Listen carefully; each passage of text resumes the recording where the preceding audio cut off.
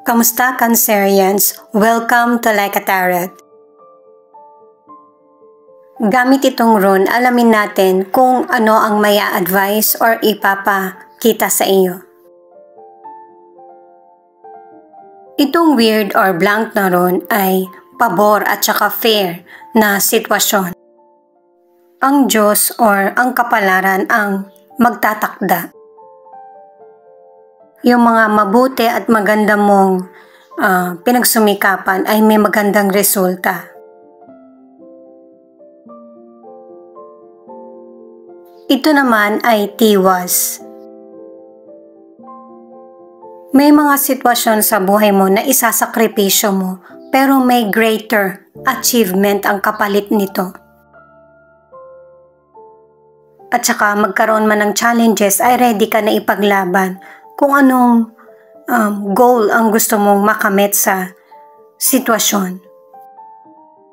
Patungkol man yan sa love life mo o kaya sa legal actions. Kumaga ilalaban mo yung karapatan mo. Answers in reverse. Kahit na ayaw mong mapakinggan yung gustong iparating sa'yo ng iba, pakinggan mo pa rin. Pero hindi ibig sabihin, maniwala ka na sa naririnig mo. Meron kasing person na magsisinungaling or magsasabi sa'yo ng fake news. Para tama yung sasabihin mo sa kapwa mo patungkol sa sitwasyon. At saka nga pala guys, itong rune or bato na ito ay isa sa paraan para malaman yung kapalaran ng tao. At saka ito rin yung sinuunang alphabet. Gamit naman ang angel number or affirmation, alamin natin kung anong message pa na ipapakita or ibabahagi sa iyo.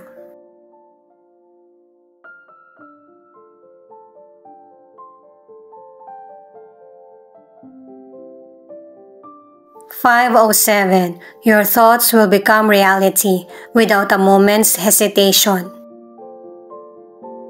Kung ano yung positibong minamanifest mo, yun yung magkakatotoo. 11:11. God is about to send a true life partner to you very soon. Pero syempre, hindi lang naman yan patungkol sa love life, kundi may person na makakaunawa sa situation mo. Na magiging matagal yung connection mo sa kanya or magiging friends kayo. May ilang Cancerians kasi na merong legal issues na kinakaharap. Alamin naman natin kung ano ang message ng person mo or feelings niya. Pero pwede rin ipakita kung ano yung feelings mo kasi connected ka sa person mo.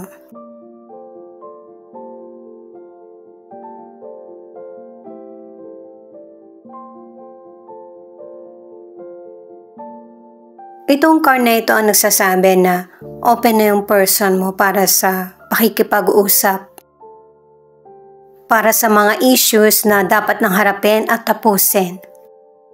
Meron nang nauunawaan yung person mo sa situation. Pwedeng ikaw ito o yung person mo na naging malayo yung loob. Or hindi mo na gusto pang pag-usapan pa kung ano yung mga nalaman mo or narinig. Kasi nasaktan na yung person Ayaw niya nang masaktan pang muli. Kaya pinakita sa mga cards na merong person ng umiiwas or nag-let go. At ito yung isa sa dahilan kung bakit hindi nagkakasundo ang ilan sa inyo dahil sa hindi pagiging tapat at saka yung maraming alibay, yung maraming kwento na hindi totoo. Kaya, isa sa inyo ng person mo ang hindi makapagdesisyon kung mag-goodbye na ba sa relationship or ipagpapatuloy ito. Kaya merong person na bigla na lang nawala yung connection. Kasi yung pakiramdam ng person naging negatibo na sa mga narinig niya or nalaman na hindi niya rin kayang balansehin yung sitwasyon na nangyayari. Magkasama man kayo ng person mo o kaya nilet go mo na yung sitwasyon na ito, naging tahimik ka. Hindi mo na sinabi kung ano man yung naiisip mo or totoong nararamdaman sa person. Tingin mo kasi useless na din para ipaalam pa. Kaya sinabi na sa unang card na gustong maisaayos, open na yung person mo para sa pag-uusap kasi gusto niyang magkaroon ng solid at saka yung committed na relasyon. Gusto niyang tuparin yung pangako niya sa iyo. May mga ganong sitwasyon talaga na kapag nag-let go na yung person or naging malamig na yung pakikitungo sa iyo, merong isang person na magigising. Nahanapin yung totoong person na magpapahalaga or nagpapahalaga. Gamit naman ang tarot cards, alamin natin yung situation mo muna. Mamaya alamin natin yung situation ng person mo at saka kung ano yung magiging outcome ng relasyon. Paalala para sa mga bagong viewers na ang reading na ito ay timeless reading. General reading at guide po lamang kaya hindi po magre-resonate sa lahat. Kunin mo lang yung akma sa sitwasyon mo. At kung kailan mo ito napanood yun ang start ng 1 week reading para sa iyo. Ikaw na bahala magpalit kung si person mo ito o ikaw. Six of Swords, Knight of Swords at the Magician. Itong mga cards mo pinapakita yung person mo na LDR ang connection nyo. Pwedeng nasa ibang bansa siya or nasa ibang lugar. Malapit man siya o malayo, kung ano yung problema nyo sa connection nyo ay gusto niyang maayos. Pero sa ngayon, ikaw, ang gusto mo yung dumistansya muna sa problema. Yung makalanghap muna ng ibang hangin. Or ipagpaliban mo na yung issue. Pero itong person mo, base sa card mo, gusto niya talagang maayos yung problema nyo. Inuulit lang siya guys, diba? Kasi yun talaga yung plano ng person na ito. Maybe ang ilan sa inyo, kinuusap ka na ng person mo, pero wala pa ring pag-action sa iyo. Naghihintay siya. Para sa career or negosyo, ang ilan sa inyo, yung trabaho mo or transaksyon ay tawid dagat, nasa malayo. At para naman sa ilan, yung pagiging matalino mo at saka pagiging creative, diyan ka nakakaani ng respeto, na-appreciate nila at saka napapahalagahan yung naiaambag mo sa trabaho o kaya sa negosyo. Mas lalo pang naging klaro yung tagumpay or golden opportunities sa career or negosyo. Para naman sa ilan na nasa relationship, walang masyadong ganap sa relasyon nyo. At ang gusto ng person mo, yung meron kayong nagagawa, yung family mo o kaya kayong dalawa. Yung para mas mapatatag ang koneksyon or ang relasyon. Ang ilang single, lumipat ka ng tirahan o kaya may lugar kang pinuntahan na dun mo nakilala yung potential person na nagpatibok muli ng puso mo. 10 of Cups, 10 of Swords, 8 of Pentacles.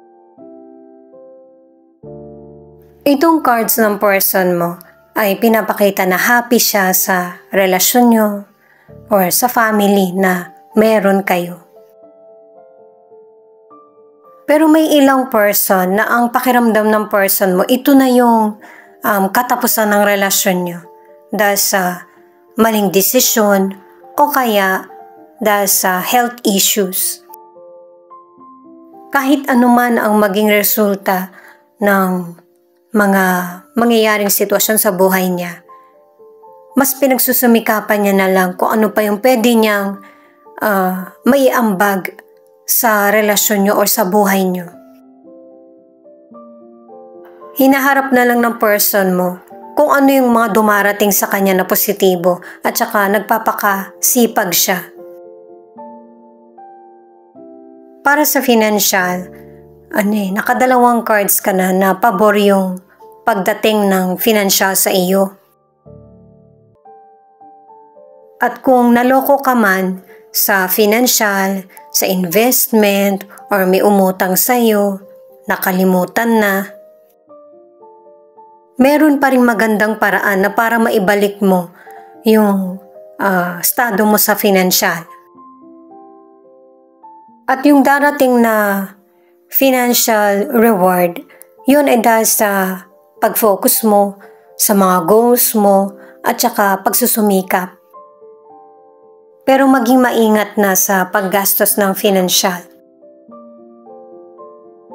Para sa ilang single, merong potential person na nanlinlang sa'yo, kaya ang naging sandigan mo ang family mo at saka yung karir mo. Hindi mo na nabibigyan ng panahon yung time para sa pakikipagrelasyon. Para sa mga nasa relationship, ang ilan sa inyo, masaya yung relasyon nyo ng person mo. Pero merong mga naungkat na issue sa nakaraan or issue ngayon na nagpapagulo sa relationship nyo. Ang ilan sa nagiging issue ay yung love betrayal or workaholic yung person mo. The Empress, the Moon, the Lovers.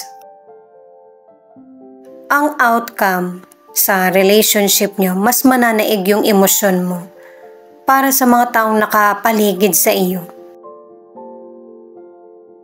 Kasi mabuti kang person, huwag ka lang aabusuhin or paglilihiman. Malakas din kasi yung talas ng pakiramdam mo sa nangyayari sa paligid mo. Kahit na may takot or pagdududa sa mga gagawin mong desisyon, ay gagawin mo pa rin yung nararapat. At para sa ikakasaya ng lahat ng family mo or ng person mo. Sa kalusugan ay ang ilan sa inyo, good health. Lalo na kung babae ka. Kasi may posibilidad na magkaroon kayo ng baby ng person mo. Pero merong ilan na hindi maganda yung kondisyon sa kalusugan. Meron kasing nasusobrahan yung pag-inom ng alak, ng gamot, o kaya sa mga kinakain. Meron ding person na kulang sa tulog kasi nasusobrahan sa paggamit ng gadget. Huwag ka masyado mag-alala kasi mareresolbahan mo itong problema mo sa kalusugan. Pwedeng sa gamot o kaya yung maipahinga or mairelax yung sarili.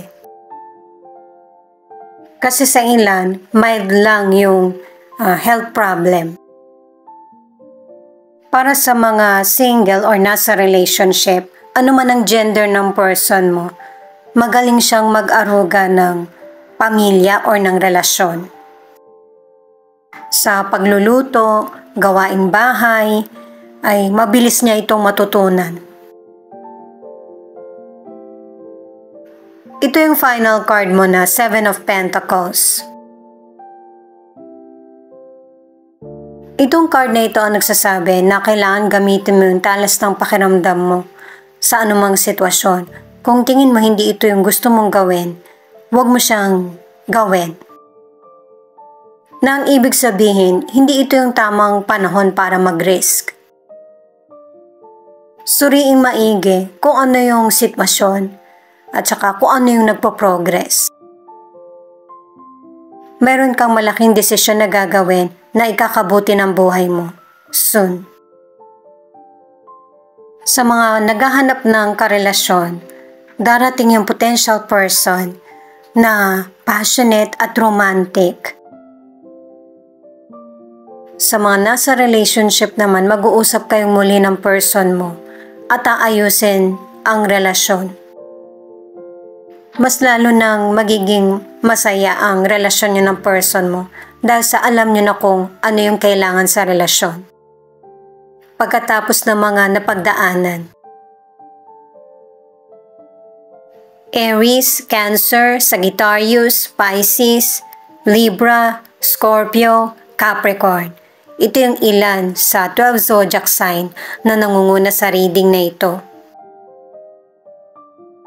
At saka paalala din ng mga cards na hindi ito yung tamang panahon para magmadali na magkaroon ng bagong relasyon o kaya yung iwan yung relasyon.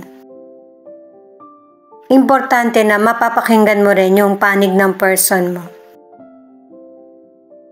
Ito naman yung ilan sa letra na posibleng andito yung letra ng pangalan mo or letra ng pangalan ng person mo.